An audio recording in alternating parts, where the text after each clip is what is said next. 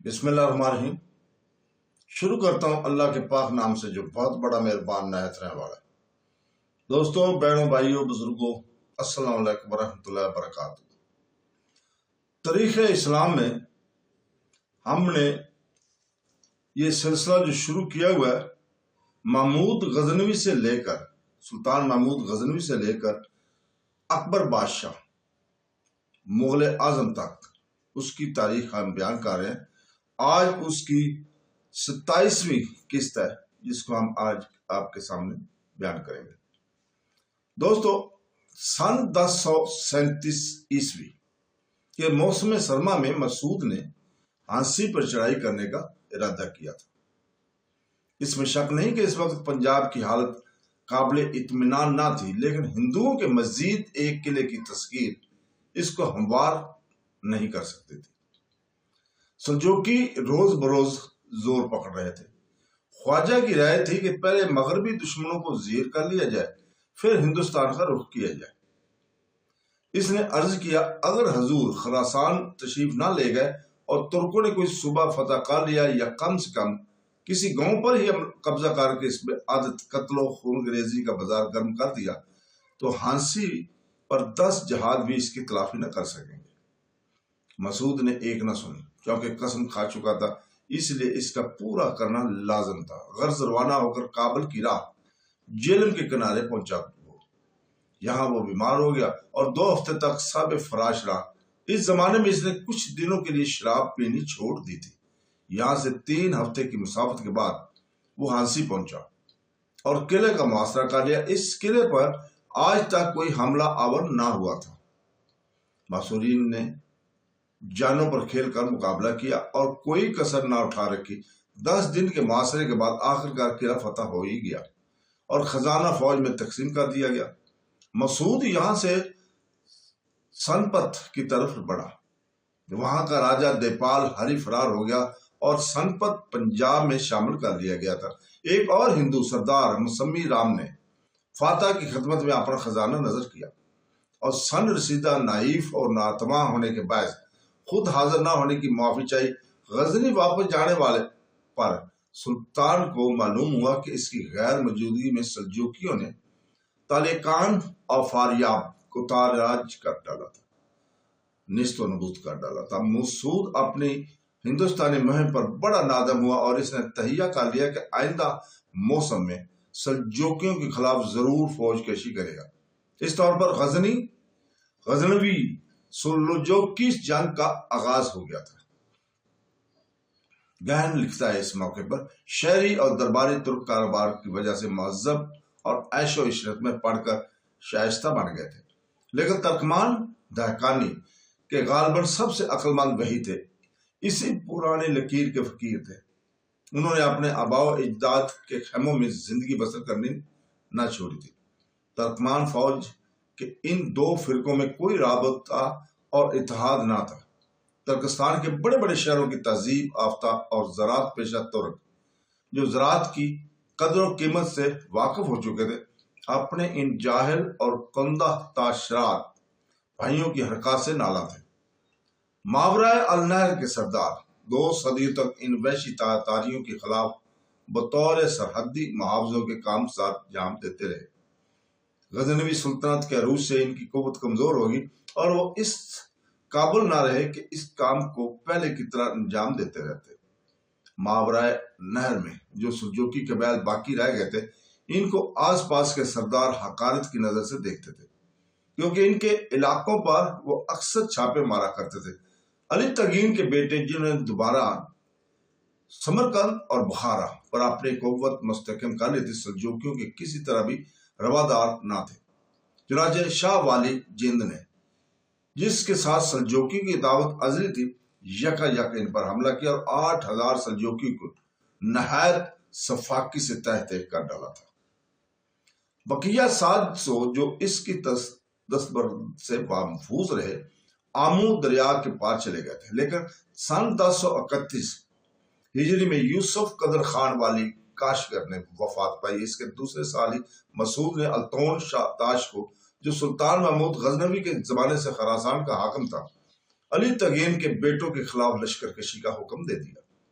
اس نے حکم کی تعمیل کی اور ایک زبردست ہنگامے کے بعد ان کو زیر کر کے بخارا ان سے چھین لیا گیا تھا، مگر التون تاش بھی اس مارکے میں لقمہ اجل ہوا۔ مسعود نے اس کے بیٹے ہارون کو باپ کی جگہ مقرر کر دیا۔ اس عنایت کے صلے میں اس کو کور نمک نے بغاوت کی اور خمیزہ بختہ مشرقی ترکستان کے تاتاری قبیلوں کی زد سے ایران کے زرخیز میدانوں کو بچانے کے لیے اگر کوئی طاقت ماورائے نہر میں تھی تو وہ ان واقعات کی وجہ سے مقصود تھی ہو گئی۔ غزنوی سلطنت کے امال تاتاریوں کے بیجا خانامہ جرگوں کی قابو میں لانے یا ان کا استحصال کرنے کے لیے نااہل ثابت ہوئے، جبکہ ان کی کوئی مستقل جائے قیام نہ تھی۔ اس وجہ سے ان کو لڑائی میں پیس ڈالنا ممکن نہ تھا۔ وہ منتشر ہو کر فوراً ایک دوسرے سے جا ملتے تھے۔ جب ہم یہ جانتے ہیں کہ جلا ڈالنا اور تباہ و برباد کر دینا تاتاریوں کا عام دستور تھا، تو آپ اس امر کا بآسانی اندازہ لگا سکتے ہیں کہ تاتاری گڈریوں کے اچانک حملے کا کسی ایسی آبادی پر جو آئین اور قانون کے پابند اور امن و امان سے زندگی بسر کر رہی ہو کیا اثر پڑتا ہوگا۔ ان 9 واردوں کی سرداری سلجوکیوں کے ہاتھ آئی۔ سن 1036 میں ان کے قبیلے کے 3 سرداروں نے جو روز کی لڑائیوں اور قلت زمین کی وجہ سے تنگ آ گئے تھے، سلطان سے درخواست کی کہ نسا اور فراوا کے اضلاع یعنی خراسان کے شمالی مغربی پہاڑوں، آمو دریا اور ریگستان قراقرم کا درمیانی علاقہ ان کو بطور چراگاہ کی مل جائے۔ اس درخواست پر اسماعیل بن سلجوق کے بھائی بیگو اور بیگو کے 2 بھتیجوں تغرل اور داؤد کے دستخط تھے۔ آخر میں انہوں نے مایوسانہ انداز میں یہ بھی اضافہ کر دیا تھا کہ دنیا میں ان کے پاس کوئی جگہ نہیں ہے، اور اگر کوئی تھی تو وہ بھی اب باقی نہیں رہی۔ مسعود نے اپنے باپ کی غلطی پر تعصب کیا کہ کیوں ان شتر بانوں کو سلطنت میں داخل کر لیا۔ ایک طرف اس نے سلجوکیوں کو اپنی چپڑی باتوں سے پھسلایا اور دوسری جانب ان کے خلاف 15,000 کی فوج روانہ کر دی۔ نتیجہ ایک زبردست لڑائی میں رونما ہوا۔ غزنوی سپہ سالار یکدغدی نے سلجوکیوں کو شکست دی، مگر جو ہی اس کے سپاہی مال غنیمت کی تلاش میں ادھر ادھر منتشر ہوئے، سلجوکیوں نے پہاڑوں اور گھاٹیوں سے نکل کر تقریباً تمام غزنوی سپاہ کو نیست نبود کر ڈالا تھا۔ پھر انہیں چاروں ناچار سلجوکیوں کی شرائط کو منظور کرنا ہی پڑا تھا۔ کامیابی نے سلجوکیوں کے حوصلے بڑھا دیے اور وہ مرو اور سرکس جیسے شہروں کے ہی نہیں بلکہ سارے خراسان کے آرزو کرنے لگے۔ مسعود نے اس وقت، حالانکہ اس کو اپنی تمام فوج خراسان کے پہاڑوں کی جنوب میں جمع کرنی چاہیے تھی، یہ بہتر سمجھا کہ ہانسی کے ہندوؤں پر فتح مندی حاصل کر لے۔ سن 1026 سے سن 1037 میں اس کی غیر موجودگی سے سلجوکیوں کو موقع ملا۔ انہوں نے تالکان اور فاریاب کو برباد کر کے اپنے قدم جما لیے تھے اور اب وہ شمالی ایران میں مسعود کی قوت کو مقابلہ کرنے کے لیے قابل ہو گئے تھے۔ سن 1037 کے موسم بہار میں مسعود نے سباشی حکام خراسان کو سلجوکیوں کے خلاف روانہ ہونے کا حکم دیا۔ اس نے اپنی کمزوری کا عذر کیا، لیکن سلطان نہ مانا اور اس کو تعمیل حکم پر مجبور کیا۔ سباشی کو تون اور جانا پڑا، حالانکہ وہ جانتا تھا کہ شکست بدی یہی ہے۔ ایک ہی بار میں سرکس، مرو اور سارا کا سارا ایران سلجوکی کے ہاتھ آ گیا اور تغرل نیشاپور میں بادشاہ بنا دیا گیا۔ اب مسعود اور سلجوکیوں کے درمیان کسی مستقل صلح کا ہوتا ناممکن نظر آ رہا تھا۔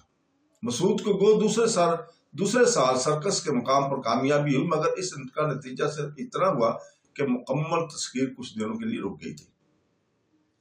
سن 1040 عیسوی میں موسم گرما کے آغاز پر سلجوکی سرکس کے گرد جمع ہوئے۔ مسعود بالکل تیار نہ تھا، مگر فوج کشی کے لیے آمادہ ہو گیا۔ اس وقت ملک میں سخت قحط پڑا ہوا تھا۔ مسعود کے ہوا خواہوں نے سلطان سے مہم کو فی الحال وقت ملتوی کر دینے کی درخواست کر دی، مگر وہ کب سنتا تھا۔ مسعود کے آگے بڑھنے کے ساتھ ساتھ سلجوکی پیچھے ہٹے جاتے تھے، یہاں تک کہ مرو پہنچ کر انہوں نے اپنی ساری سپا کو ایک جگہ اکٹھا کر لیا۔ بالمقابل اس کے کہ مسعود کی فوج میں ہر منزل پہ بد نظمی پھیلتی جاتی تھی، قحط کے باعث دور دراز مقامات سے اناج آتا تھا، گرمی کے وہ شدت تھی کہ علمان الحفیظ، اس پر طرح یہ ہوا کہ غنیم نے تمام کنوؤں کو پٹوا دیا۔ غرضیہ کے چاروں طرف سے غزنوی مصیبت میں گر گئے، اکثر لوگوں کے پاس گھوڑے نہ تھے۔ ان سب کا نتیجہ یہ ہوا کہ فوج میں کوئی ترتیب اور انتظام باقی نہ رہا۔ سلجوقی نے مرو کے قریب دندکیان کے مقام پر مسعود کو گھیر لیا اور اس کو چاروں نچار لڑنا ہی پڑا۔ اس کے سپہ سالاروں نے کمینے پن کا ثبوت دیا اور سلطان کو اکیلا چھوڑ کر بھاگ گئے وہاں سے۔ سپاہیوں نے اپنے افسروں کی پیروی کی، ترک ایک طرف گئے تو ہندوستانی دوسری طرف، نہ عرب نظر آتے تھے اور نہ کرد دکھائی دیتے تھے، سوائے شاہی باڈی گارڈ کے، جمعیت رکاب کہ وہ سلطان کے گرد موجود تھے، اور اس کا پتہ نہ تھا۔ مسعود نے اس موقع میں قوت اور شجاعت کے وہ جوہر دکھائے تھے کہ دوست تو دوست، دشمن تک لوہا مان گئے تھے۔ اس وقت وہ جو اس کی برچھی کی زد میں آیا، اس کا صفایا کیا، مگر میدان ہاتھ سے جا چکا تھا۔ یہاں پر مورخ لکھتا ہے کہ میں نے شہزادہ مودود کو دیکھا کہ ادھر سے ادھر گھوڑا دوڑاتا ہوا لوگوں کو جمع کرتا پھرتا ہے، لیکن کوئی اس کی نہیں سنتا تھا۔ سارے لشکر میں نفسا نفسی پڑی ہوئی تھی۔ مسعود بہت تیزی میں وقت وہاں سے پیچھا چھڑا کر دارالسلطنت پہنچا، لیکن سلطنت غزنی کا خاتمہ ہو چکا تھا۔ جو عہدیدار سلطان کو میدان جنگ میں چھوڑ کر بھاگ گئے تھے، قید کر دیے گئے اور شہزادہ مودود کو فوج دے کر بلخ روانہ کیا گیا تھا، مگر خود مسعود پر سلجوقیوں کی ہیبت اور خوف اس قدر طاری تھا کہ اس نے غزنی میں ٹھہرنا مناسب نہ جانا۔ اس نے شہزادہ مودود کو ملتان بھیجا اور شہزادہ ازدار یار کو افغانیوں کی روک تھام کے لیے مقرر کیا، اور خود ماں حرم شاہی کے اپنے سب سے بیش قیمت جوہرات اور خزانوں کو 300 اونٹوں پر لاد کر لاہور کا رخ کیا۔ ہر شخص نے اس فعل پر ناپسندگی کا اظہار کیا تھا اور سمجھایا کہ سلطان کی پایا تخت سے غیر موجودگی سارے انتظام کو درم برم کر دے گی۔ علاوہ ازیں سفر بھی پرخطر تھا۔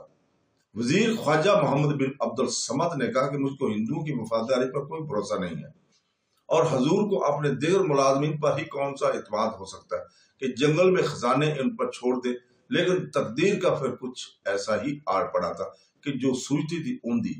مسعود کو نہ ماننا تھا نہ مانا، بلکہ اسے الٹا اپنے عہدیداروں کو غداری سے معدوم کر دیا، غداری کا نام دے دیا۔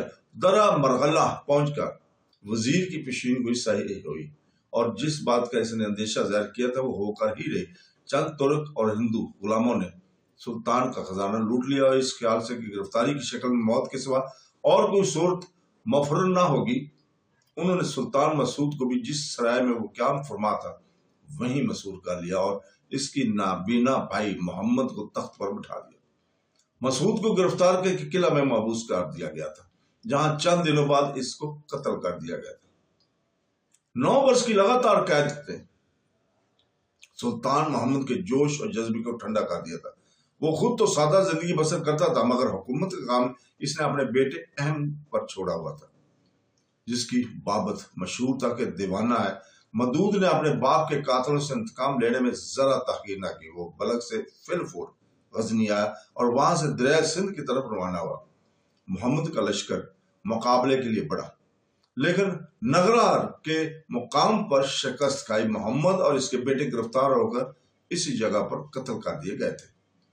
سن 1041 عیسوی مودود نے فتح کے مقام پر ایک سرائے اور ایک گاؤں فتح آباد کے نام سے آباد کیا، اور اپنے باپ کے تابوت کے ہمراہ غزنی واپس ہوا، مگر نگرہار کی فتح کے باوجود پنجاب اس کے ہاتھ نہ آیا۔ مودود، جس کو باپ نے ملتان کا حاکم مقرر کیا تھا، نہایت ہوشیار آدمی تھا۔ وقت اور موقع دیکھ کر اس نے فوراً لاہور پر ہی قبضہ کر لیا تھا، اور ایاز کی مدد سے اپنی قوت دریائے سندھ سے لے کر ہانسی اور تھانہ سیر تک مستحکم کر لی۔ مودود نے 1042 عیسوی میں لاہور پر فوج پیش کی، لیکن مودود نے عین موقع پر پہنچ کر شہر کو بچا لیا۔ ایک زبردست لڑائی ہونے والی تھی۔ مودودی عمرہ بھی پس پیش ہی میں تھے کہ اتفاق سے بقر عید کے دوسرے روز مودود اپنے خیمے میں مردہ پایا گیا۔ چند دنوں بعد ایاز بھی مر گیا۔ اس طور پر بغیر کسی جنگ و جدال کے پنجاب پر مودود کا قبضہ ہو گیا، مگر مشکلیں یہیں ختم نہیں ہوئی تھی۔ تو دوستو اس کے ساتھ ہی آج اجازت چاہتے ہیں، کل تک کے لیے۔ کل ہم یہیں سے شروع کریں گے۔ اللہ حافظ۔